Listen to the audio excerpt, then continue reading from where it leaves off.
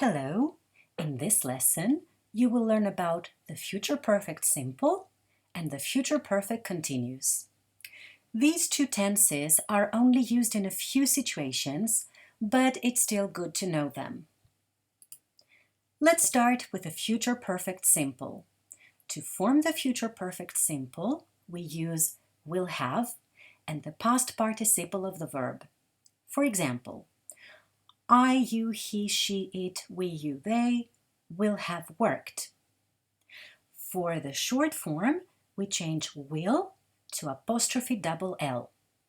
For example, I'll have worked, you'll have worked, she'll have worked, will have worked, etc.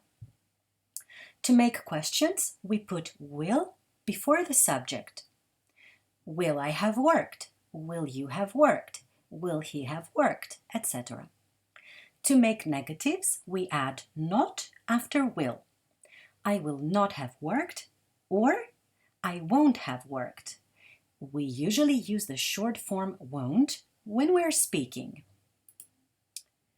When do we use the future perfect simple? We use the future perfect simple to describe an action which will have happened before another action or before a specific time in the future. For example, the thieves will have spent all the money before we catch them.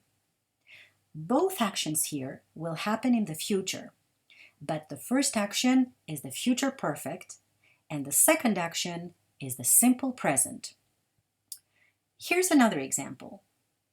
I will have finished my work by the time he comes, or I will have finished my work by 5 p.m.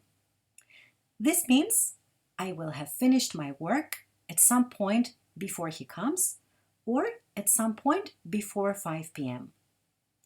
Notice that in the time clause, before we catch them and by the time he comes, we use the simple present. Why?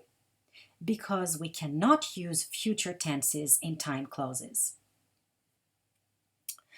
We usually use the future perfect with phrases like by or by the time, meaning at some point before, and in, or in a day's time, in 2 months' time, in 5 years' time, etc., meaning at the end of this period. Let's look at some examples. We'll have studied all of the English tenses by next month. By the time we arrive, the kids will have gone to bed. I'll have finished in an hour, and then we can watch a film. In 3 years' time, I'll have graduated from university. Note that with this tense, until can only be used in negative sentences. They won't have arrived until midnight. Like in all future forms, the future perfect cannot be used in clauses beginning with time expressions such as when, while, before, after, by the time, as soon as.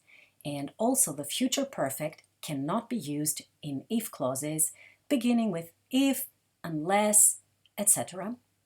Instead of future perfect, the present perfect simple is used. For example, I am going to see a movie when I have finished my homework. We cannot say when I will have finished. Why? Because we cannot use future tenses in time clauses. Let's move on to the future perfect continuous.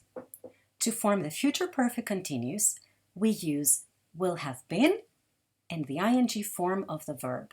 For example, I will have been waiting, or I'll have been waiting. Will I have been waiting? I will not have been waiting, or I won't have been waiting. This structure is the same for all subjects: I, you, he, she, it, we, you, they. When do we use the future perfect continuous? We can use the future perfect continuous to say how long something will have continued by a certain time. So we emphasize the duration of the action.